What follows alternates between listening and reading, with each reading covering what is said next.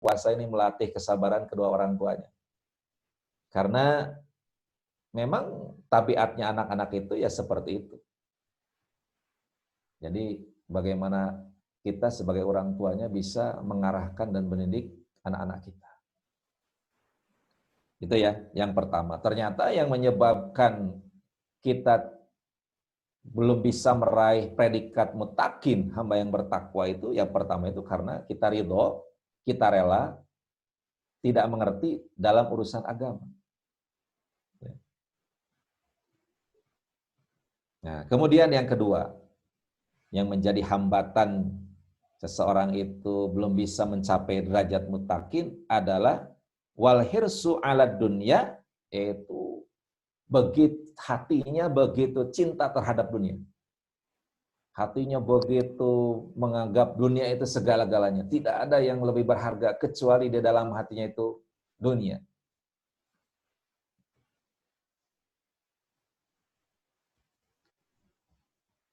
Allah di dalam sebuah hadis Rasulullah Shallallahu Alaihi Wasallam bersabda, ya. Riwayat Imam Tabrani. Az-zuhdu fid dunya yurihul qalba wal badana waragbatu fiha tut'ibul qalba wal badana. Zuhud terhadap urusan dunia itu akan menenangkan hati katanya dan merilekkan badan kita, jasad fisik kita. Ternyata zuhud itu memang kalau diucapkan itu mudah, tapi yaitu tergantung latihannya. Latihan zuhud itu memang dari tempaan-tempaan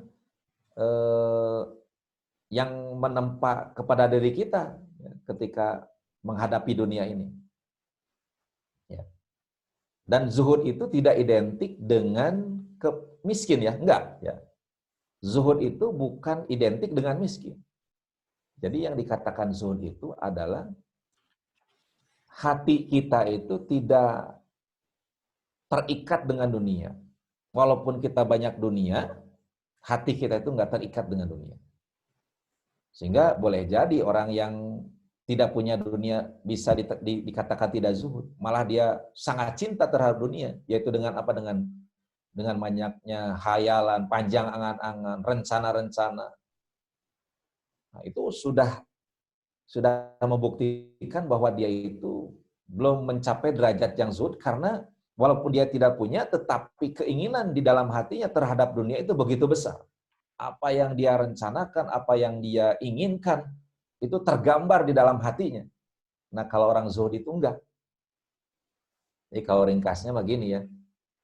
Jadi uang 100.000 sama 200.000 tuh pandangannya biasa-biasa aja, hatinya itu biasa aja gitu. Apalagi ketika diinfakkan, ketika disedekahkan. Maka langkah awal orang untuk mencapai derajat zuhud itu katanya ya sedikit-sedikit ngeluarin uang gitu ya.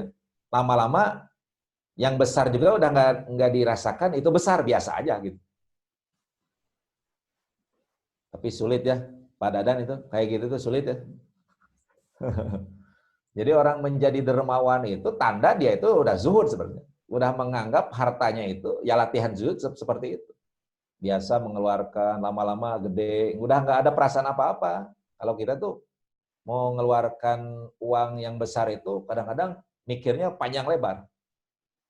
Ya, takut ini. Nah, kalau zuhud mah enggak, udah biasa aja. Ya. Seperti Sayyidina Ali Zainal Abidin ya waktu itu.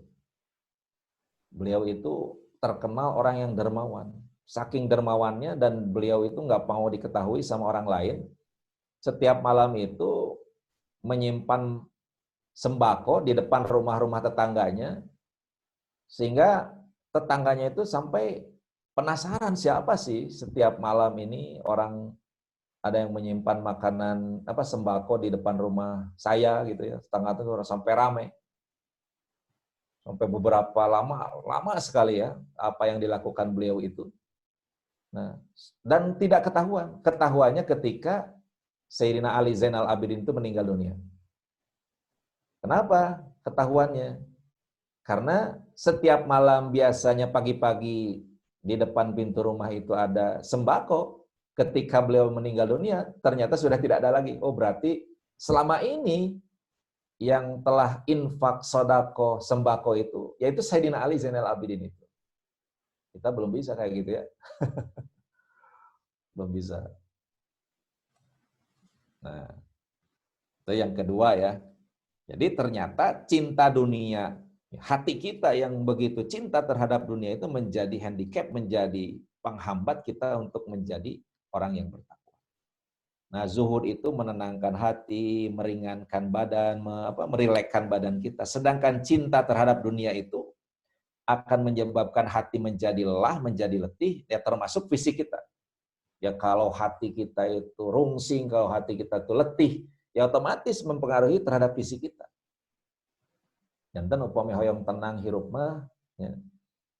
Kalau lagi usaha ya biasa kita kerja keras, tapi hati harus benar-benar tergantungnya bukan hanya ke harta, ya, bukan hanya ke dunia. Kita harus benar-benar, dunia itu untuk akhirat. Ketika kita mencari nafkah, oh saya niat, mudah-mudahan kalau saya misalnya bisnis gitu ya, mudah-mudahan berhasil, saya bisa menafkahi anak istri supaya bisa, ya bagus aja niatnya, dibanyakin niatnya, dibuat banyak niatnya, niat yang baiknya. Walaupun kita sedang beraktivitas dunia. Ya.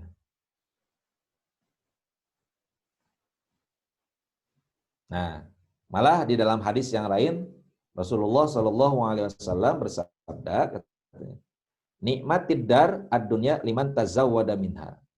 Sebaik-baiknya daerah dunia, tetap dunia itu adalah bagi orang yang mengambil bekal darinya untuk akhiratnya. Jadi sebaik-baiknya dunia itu bagi orang yang mengambil bekal dari dunianya itu untuk akhiratnya. Itulah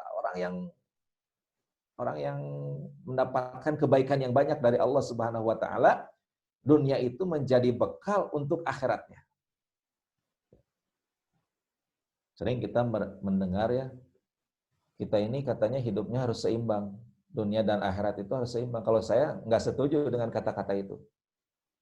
Justru kehidupan dunia itu harus bisa mengimbangi kehidupan akhirat yang abadi. Harus bisa mengimbangi. Sekarang kita misalnya oleh Allah Subhanahu wa taala diberikan umur 100 tahun lah taruh. Dibandingkan dengan akhirat yang tak terbatas, seimbang nggak? Nggak seimbang kan?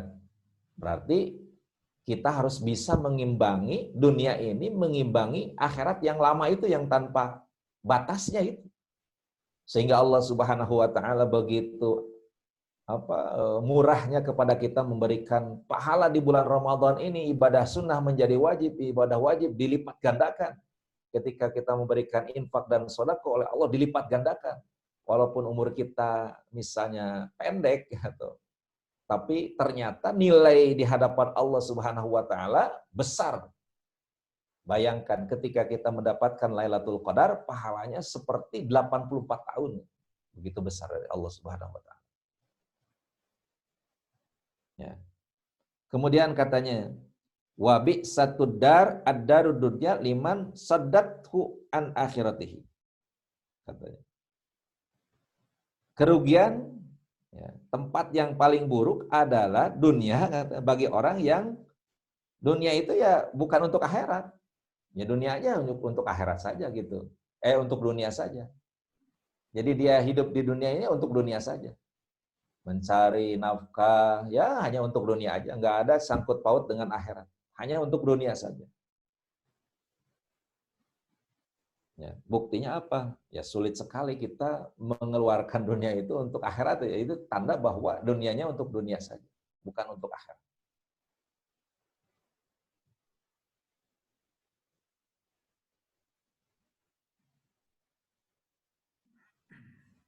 Itu riwayat Imam Hakim ya. Al-Hadits itu. Kemudian yang ketiga, ini masih ada waktunya, Pak Dada? Nah, masih. Masih ya. Kemudian yang ketiga, yang menyebabkan kita belum bisa mencapai derajat hamba Allah yang bertakwa adalah wasyuhu bil fadli, yaitu bakhil dengan kelebihan yang diberikan oleh Allah Subhanahu wa taala kepada diri kita. Ya lebih-lebih di puasa Ramadan ini kita ditempa, kita dididik oleh Allah Subhanahu wa taala agar hati kita itu peka ya terhadap orang lain.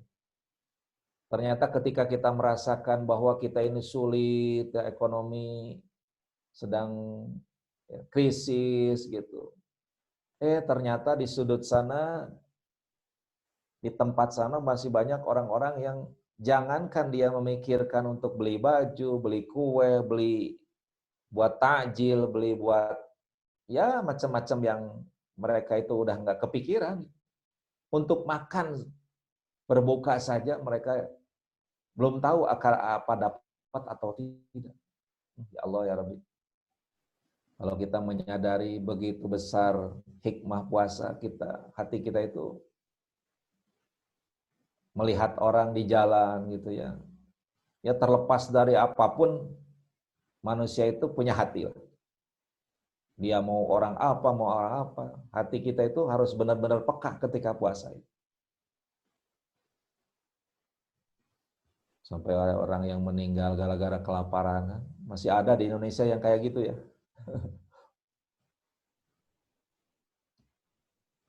Ya. Jadi wasyuhu bil fadli itu adalah bakhil bima zada an hajati, yaitu sesuatu yang lebih dari kebutuhannya. Dia sudah punya kelebihan. Ya, kebutuhannya sudah tercukupi, maka yang menjadi alasan dia syuh itu ya, yang menjadi dia bakhil itu apa gitu ya. Dia menyangka bahwa harta yang dia dapatkan, rezeki yang dia peroleh, apapun yang dia dapat, keyakinannya di dalam hatinya mungkin karena usaha dia sendiri, bukan karena anugerah dari Allah Subhanahu wa taala. Kalau rezeki itu dihasilkan dari upaya dan usaha kita, sesungguhnya setiap orang itu pasti berhasil. Kalau kita meyakini bahwa rezeki itu hasil kerja keras usaha kita, setiap kita berusaha itu harusnya berhasil. Tapi dalam kenyataannya banyak orang yang berusaha giat, banyak orang yang berikhtiar kuat gitu. Tetapi seringkali mendapatkan kegagalan. Ini membuktikan bahwa rizki itu bukan karena hakikatnya berusaha, tetapi hakikatnya dari Allah Subhanahu wa taala. Kewajiban kita adalah hanya berusaha semaksimal mungkin di dalam hati kita sambil meyakini bahwa berhasil dan tidaknya sebuah usaha itu ya Allah yang menentukan. Ini bedanya orang yang beriman dengan yang tidak beriman. Ya. Kalau orang yang beriman tuh berusahanya terlihat keras. Jangan sampai orang yang mengerti agama tapi etos kerjanya malas karena dia meyakini wah rezeki sudah dari Allah, justru salah. Terusnya orang yang mengerti agama itu harus memperlihatkan bahwa takdir Allah terhadap dirinya itu kan seseorang itu tidak tahu. Karena tidak tahu, pokoknya dari rezeki semuanya juga sudah ditanggung oleh Allah, yang diyakini oleh hatinya, kewajiban dia hanya berusaha semaksimal mungkin, dan Allah tidak akan menyia-nyiakan walaupun keinginan yang dia usahakan itu tidak tercapai. Karena usahanya pun dinilai oleh Allah ibadah dan berpahala. Gitu. Jadi semangat itu. Semangat. Jangan sampai yaitu melepaskan hati kita dari ketergantungan kepada Allah Subhanahu wa taala karena kita merasa hebat, kita merasa punya kemampuan, karena kita punya skill, kehebatan itu. Itu termasuk orang yang qadariyah. Qadariyah itu orang yang menganggap segala upaya itu karena kemampuan dirinya. Ada lagi yang lebih, itu Jabariyah. Jabariyah itu menyerahkan segala-galanya kepada Allah. Kita mah nggak usah usaha. Karena Allah tetap yang menentukan. Itu juga salah. Nah, ya bakhil itu penyakit yang ada sebetulnya potensi-potensi pada setiap orang. Tinggal bagaimana ilmu dan hawa nafsu itu bisa dikendalikan. Ya. Gitu. Setiap orang itu punya potensi bakhil. Punya potensi untuk apa kikir ya. Gitu. Apa katanya orang yang dermawan itu dekat dengan Allah, dekat dengan surga, jauh dari neraka, dekat dengan manusia gitu ya. Jadi bakhil itu katanya buruk walaupun lebih buruk pada seorang alim gitu. Ya. Orang yang mengerti tapi bakhil itu lebih buruk. Dari umumnya manusia buruk, lebih-lebih dari orang yang mengerti tapi dia punya sifat bakhil. Apalagi sekarang sering dibahas infak sodakoh gitu ya. Apa bedanya infak sodakoh? Katanya sih infak itu hanya bentuknya harta. Kalau sodakoh itu lebih umum, mau harta atau selain harta juga bisa. Infak itu khusus untuk harta, bentuknya harta. Kalau sodakoh itu umum, bisa bentuk harta atau lain. Misalnya dengan tenaganya, dengan pikirannya, atau dengan ilmunya, atau dengan apapun yang dia miliki. Oh, apalagi ya, kalau di lingkungan itu, kita misalnya jadi pengurus apalah gitu ya. Nah, kalau mengikuti hawa nafsu tuh memang pengennya mah nggak mau gitu ya. Menjadi beban ya, kita bertindak salah, nggak bertindak juga salah, diomongin gitu. Tapi ternyata ya, jadi kontribusi kita terhadap lingkungan ya dengan kemampuan yang ada pada diri kita, itu kalau saya rasakan, itu fadilahnya begitu besar sekali. Dan hikmah itu mengangkat derajat seseorang di sisi Allah Subhanahu wa taala walaupun ya bentuknya seperti amal dunia. Ya bingungnya, sulitnya kita memikirkan orang lain. Ya, mungkin kalau sholat sunat pahalanya hanya untuk kita sendiri. Tapi berkhidmah untuk orang lain itu pahalanya bukan hanya untuk diri kita, tetapi orang lain merasakan kebaikan yang telah kita lakukan menjadi kebaikan juga bagi kita. Ya, gitu. Nah, mudah-mudahan ya. Yang ketiga ini jangan sampai ada di dalam diri kita. Kita harus mulai di bulan Ramadan ini ya jangan ragu lah untuk menyisihkan sebagian harta kita ini untuk didermakan kepada orang lain, terutama orang-orang yang saat ini terkena dampak dari COVID-19 ini.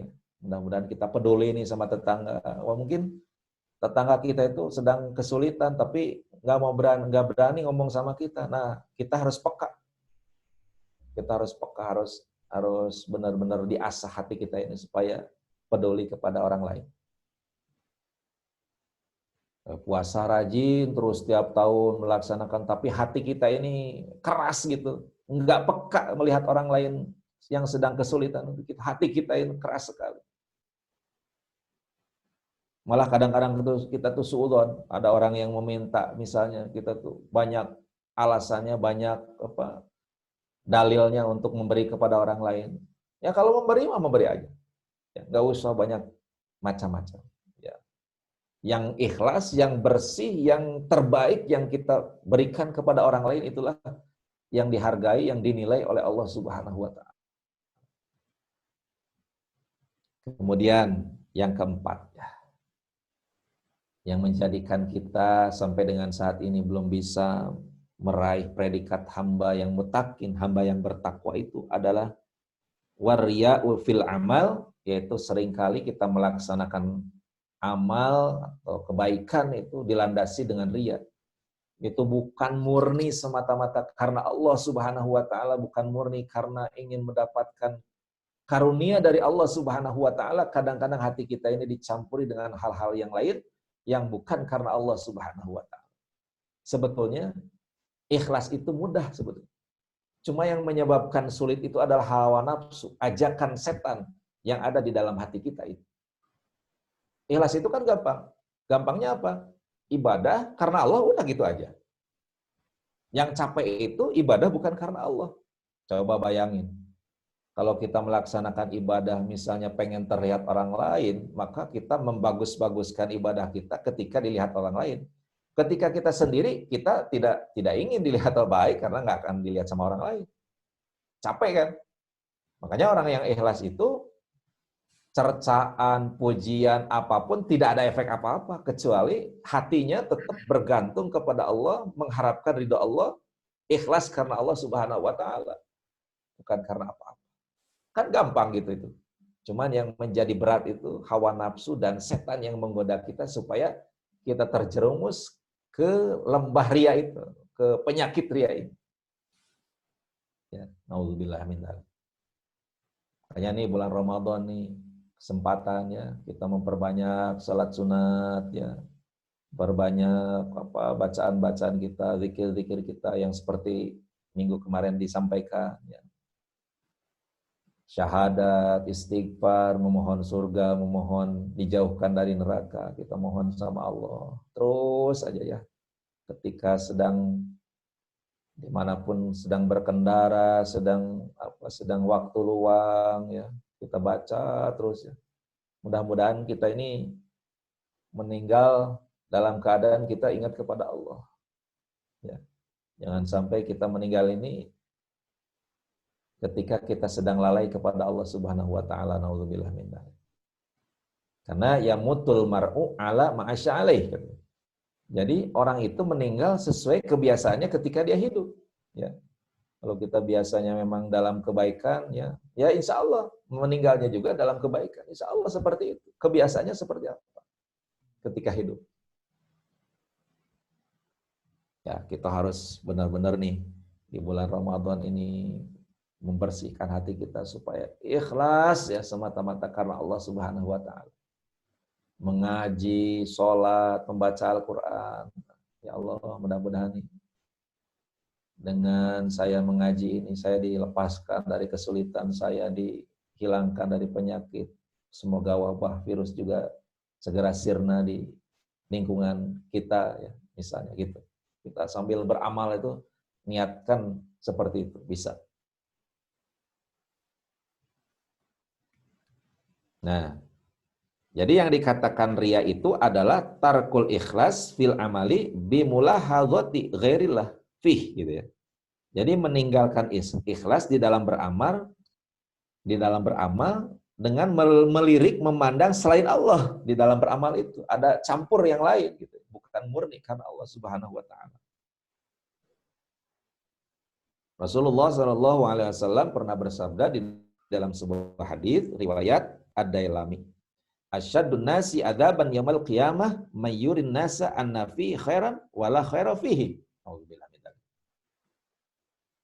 Asyadun nasi ya, yang paling dahsyat, manusia yang paling dahsyat adzaban siksanya, yang paling besar siksanya, yang paling berat siksaannya, manusia yang paling berat siksaannya katanya.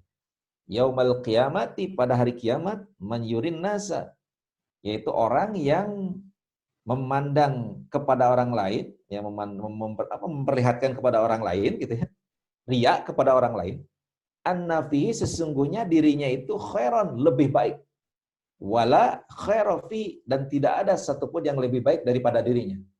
Ya ini mah berarti ria campur apa ya, bangga. Ria campur bangga bahwa dia adalah orang yang terbaik. Dan ria itu penyakit hati dan tidak terlihat. Penyakit hati dan tidak terlihat. Maka cara ngontrolnya bagaimana? Kalau penyakit dohir itu, penyakit fisik itu bisa ketahuan ya, orang sedang sakit gitu ya, orang sedang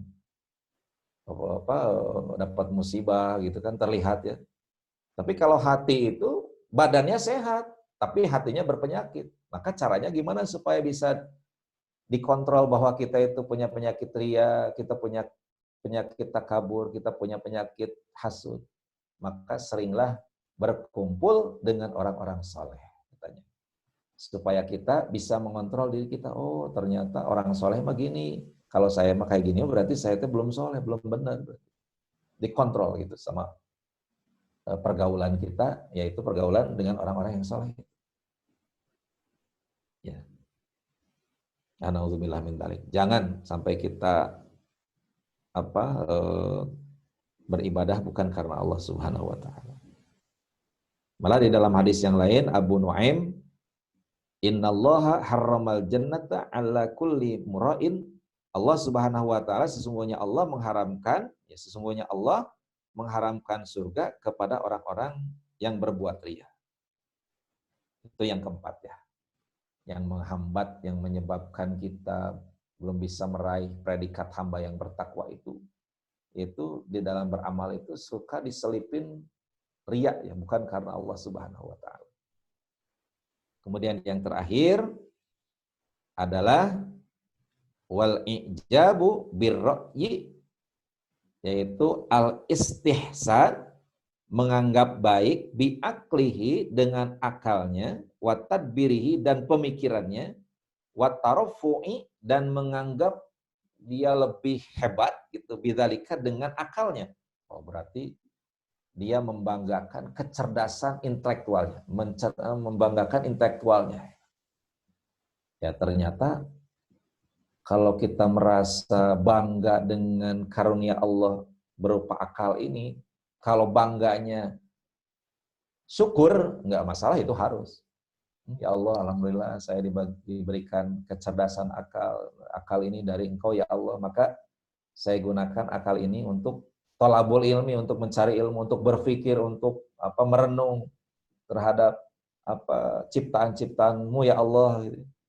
Jadi bukan malah akal ini menjadi kebanggaan kita, menjadi alat sehingga kita menjadi ujub, menjadi bangga dengan kecerdasan akal. Karena ini yang menyebabkan seseorang menjadi sulit menjadi orang yang bertakwa dan tidak segera mengembalikan kepada Allah Subhanahu wa taala. Itu mungkin cukup, mudah-mudahan ada manfaatnya. Ya, ini tidak semata-mata saya bacakan, saya sampaikan, kecuali ini juga hakikatnya menasehati diri saya. Ini terutama nih, jangan sampai kita mengajak orang lain supaya enggak ria, ternyata diam-diam kita ria. Kita mengajarkan orang lain tidak boleh berbangga, ternyata diam-diam kita membanggakan diri. Alhamdulillah min dzalik. Mudah-mudahan kita diberikan taufik dan hidayahnya oleh Allah Subhanahu wa taala untuk bisa selalu taat kepada Allah Subhanahu wa taala. Amin ya Allah ya rabbal alamin.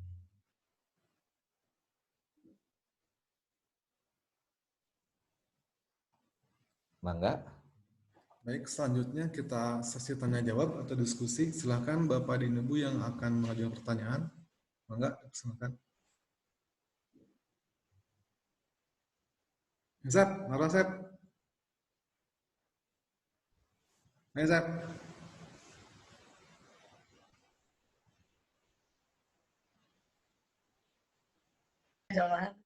Ya. Mangga Bapak, mangga. Zat, marah semangat. Apa ya?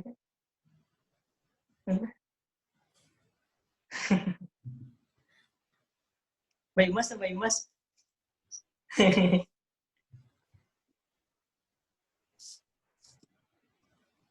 Pak, Kusunda ini TSUS kan? Oh, mohon mangga. Pak, pada terus, Ustaz, aya abdi kantos ngabantosan bila mana upami ngabantosana aya rarencangan Pak. Rarencangan teh janten anjeunna teh riba gitu Pak. Jadi gaduh utang tapi melewati bank online kan jadinya otomatis aya riba Pak. Haram. Terus bila mana abdi teh ngabantosan anjeunna, abdi teh termasuk dosa atau napi henteu Pak? Padahal anjeunna teh terus nya pami ngabantosan supaya selepas tina riba mah nya sae. Supaya soalnya cepat aya nu nyarios Pak, bila mana upami lihat ibarat abdi bade nolongan kalah abdi anu kabawa gitu. Kalah itu dimetot ka abdi gitu. Lihat ibarat ngabantosan cenah bade mah punten Kiai pami maling kalah dibantosan kanggo malingna gitu tah kumaha eta Pak? Oh. Mun eta mah saur abdi mah upami ayeuna niatna kangge supados memberhentikan ribanya sae gitu. Tapi upami misalnya kangge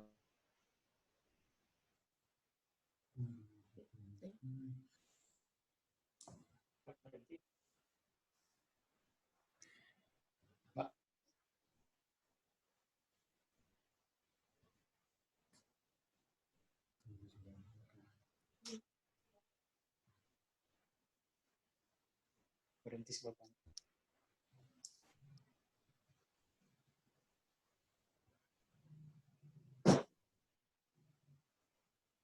cek apa internetnya? Halo? Ke kadang lupa tadi kayak Oh, mohon sapamandak abdi mah upami tujuan kangge memutus supados teu berhubungan sareng riba deui mah pan sae urang nulungan eta nulungan rencangan supados lepas dina riba. Tapi upami mendukung mah urang sami-sami misalnya dina manah teh ada teu naon eta mah teu masalah tah dina hatena urang aya sapertos kitu nya berarti urang sami pro gitu terhadap praktek transaksi riba. Lah eta sami eta menolong dalam keburukan. Upami kitu, upami ayeuna nulungan supados berhenti tina riba nya sae eta penolong gitu. Siga jalmi upami itu sami anggar bila mana terus ditulungan gitu Pak. Terus anjeunna nginjem deui anu riba kitu. Entong we atos Gitu, cekap. dosa deui. Mohon dosa eta mah. Termasuk dosa, Kiai. Oh, eta mah ngadukung eta mah berarti ngadukung. Teras berarti supados ajeuna teras kana riba. Oh. Nah. Jadi terkedah upami anu kitu terkedah di Kedah upami ajeuna teras neraskeun malah saya berhenti malah neraskeun ya sami we nulungan eta mah. Oh. Tepat pertanyaan. Mohon.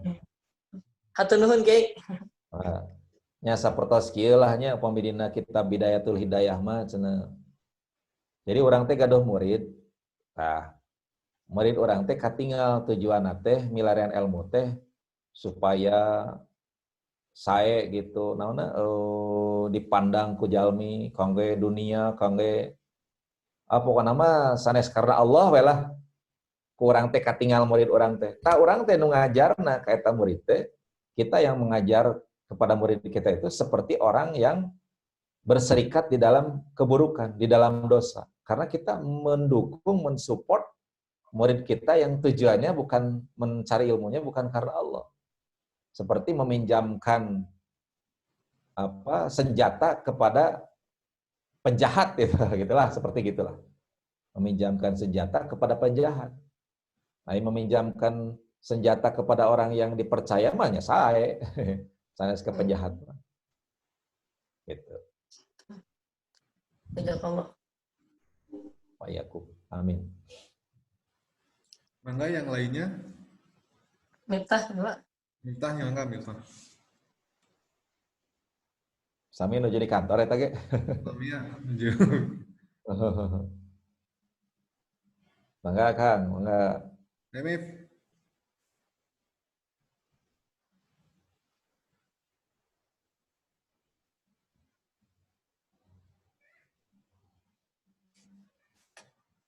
Atau ya aya nu tacan ngertos tadi dari hal-hal yang membatalkan puasa dari yang 10 itu yang belum jelas tadi nomor 9 junub itu gimana?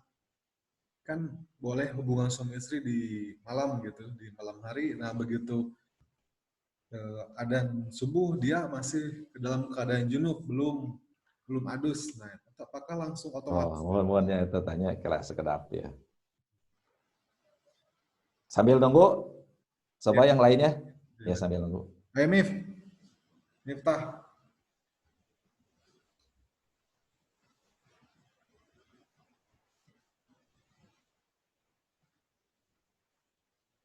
Miftah, Pak Imas, silakan. Ayo yang lainnya dulu. Sambil dilihat. Masuk Pak Eko. Silakan Pak Eko.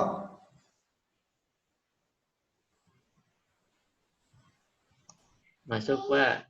Nyimak dulu aja Pak.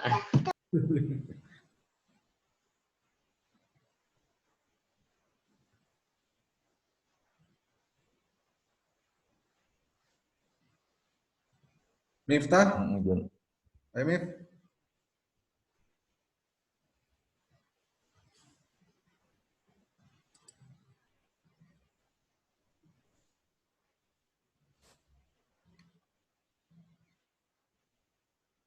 Oh, punten. Tuh, lepat. Saya junub, Pak Dadan. Ya. Junun. Oh, Junun. Oh iya iya. Junun, ya. Salah. Tadi salah baca. Ya ya. Jadi junun, makanya saya juga, junub tadi pernah membahas junub ya. Junun. Junun Jadi ya. bukan junub. Junun tuh gila, jadi hilang akal itu membatalkan puasa. Ya. Ya, jadi bukan junub. Maaf, tadi mungkin saya salah ini. Junun ya, gila gitu, hilang akal. Ayo Mif, silakan. Masih bujangan itu Badai ya naros kayaknya. cerita gitu. Pak Ustadz, badai naros. Enggak. Pami nuju lagi sakit gigi, lagi sakit gigi. Terus Ya. misalkan giginya berdarah, terus Ya. ketelan gitu. Ustadz, kita batal tuh. Sedikit ingatnya terus ngajak ketelan, misalkan. Oh, batal. Kalau ludah tidak batal dengan catatan nih. Kalau ludah nih. Kalau ludah kan asli dari dalam ini ya, mulut gitu ya. Ludah. Kalau ludah itu tidak membatalkan, pertama kalau ludahnya sendiri. Ya, kalau ludah orang lain mah jangan batal. Kedua, ludahnya murni, nggak bercampur dengan yang lain, misalnya dengan darah nih, atau dengan sisa makanan tadi subuh, tadi sahur, batal. Yang ketiga, masih di tempatnya, belum keluar dari area mulut. Nah, itu tidak batal. Jadi kalau minum ludah selama masih di dalam, nggak batal. Kecuali ludahnya tercampur misalnya dengan darah atau dengan makanan sisa, ya. Atau ludahnya masih ada di tempatnya.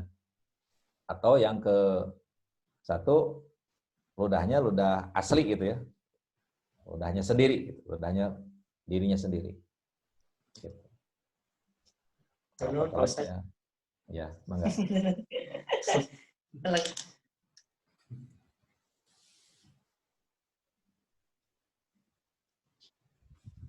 Mas, ada?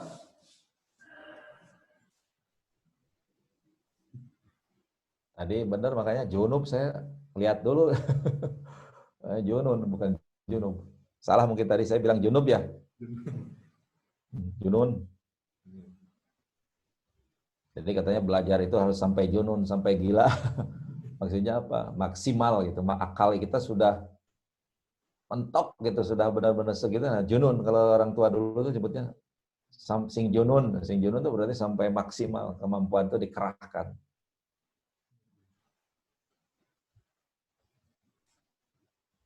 Nah, ini ada sedikit ya yang perlu disampaikan nih. Jadi kalau tadi kita membahas mengenai membatalkan puasa secara fisik ya, otomatis juga membatalkan pahala puasa ya. Kalau batal puasa ya otomatis dia nggak dapat pahala. Tapi ada juga orang yang melaksanakan puasa tapi pahalanya itu nggak ada. Nah, apa sih yang membatalkan pahala puasa itu? Ya seringlah dibahasnya. Ada 5 ya. Yang pertama berbohong. Berarti sumbernya tuh kalau berbohong tuh dari lisan, dari kata-kata kita. Atau ghibah. Ghibah juga dari mulut kita. Ternyata mulut ini satu, tapi dosanya banyak. Lisan ini. Makanya Allah menciptakan 2 telinga, 1 mulut itu supaya banyak mendengar dibandingkan banyak bicaranya. Jadi pendengaran itu harus lebih banyak dibandingkan dengan ngomongnya. Allah Subhanahu wa taala berfirman, Allahu akhrajakum min butuni ummahatikum la ta'lamuna syai'a wa ja'ala lakumus sam'a gitu ya. Allah mengeluarkan kalian semua dari perut-perut ibu kalian semua tidak tahu apa-apa. Kemudian Allah menjadikan telinga wal absor, kemudian menjadikan mata. Makanya bayi itu pertama kali lahir itu yang peka itu belum mata aja belum. Yang peka itu telinganya, maka diadanin. Ya, diadanin. Dengar, yang pertama kali aktif itu dengar. Maka telinga itu harus banyak mendengarnya tuh. Orang mah seueur nyarios, tarang ngupingkeun, tarang ngadaokeun. Nah, lebih-lebih kalau pengajian mencari ilmu itu dengan mendengarkan, kan ilmu itu terbagi dua, ada kasbi, ada samai. Ya, samai itu yang didengarkan. Maka kalau ilmu yang dihasilkan dengan cara didengarkan, syaratnya itu supaya berhasil, itu harus ada mahabbah. Ya, bukan berarti harus senang, harus ada senang kepada siapa yang yang didengarkannya oleh dia gitu. Ya, sekarang bagaimana dia mau mendengarkan, senang aja enggak gitu ya, enggak akan mungkin bisa dapat. Jadi ternyata kalau kita punya murid, step pertama mendengar saja tidak ada, maka enggak akan mungkin bisa berhasil. Jadi pertama itu mendengar dulu, anak-anak itu mendengar dulu. Harus benar mendengar. Gitu. Nah, itu ghibah. Kemudian namimah. Nah, namimah juga dari kata-kata ya adu domba, provokasi, lebih-lebih sekarang nih. Di zaman teknologi maju ini kan kadang-kadang orang lupa diri, lupa daratan gitu ya. Jadi memprovokasi. Kemudian sumpah palsu ya. Sumpah palsu juga berarti dari mulut, efeknya itu dari mulut. Dan yang kelima itu wan nadru bisyahwatin, yaitu melihat dengan syahwat. Atau kalau saya suka menambahkan, bukan hanya melihat dengan syahwat, melihat dengan pandangan merendahkan, menghina juga sama. Ya. Merecehkan, merendahkan orang lain, itu juga sama. Pandangan meremehkan itu ya menggugurkan pahala puasa. Ya. Memicingkan, merendahkan pandangan kita itu kepada orang lain. Itu mungkin cukup. Alhamdulillah Bapak dan Ibu sekalian, untuk pertemuan kali ini kita cukupkan sekian. Jazakallah khair Anto. Dan terima kasih kepada para Ibu sekalian yang sudah berpartisipasi pada pengajian kita kali ini. Mudah-mudahan ilmunya bermanfaat dan dapat kita amalkan. Amin. Dan khususnya di bulan suci Ramadan ini kita insya Allah inginnya dan semoga terijabah mendapatkan derajat takwa. Amin. Baik, kita akhiri saja pertemuan kita kali ini dengan membacakan doa kifatul majlis. Subhanakallahumma wa bihamdika asyhadu an la ilaha illa anta astaghfiruka wa atubu ilaik. Wassalamualaikum warahmatullahi wabarakatuh. Assalamualaikum. Waalaikumsalam warahmatullahi wabarakatuh.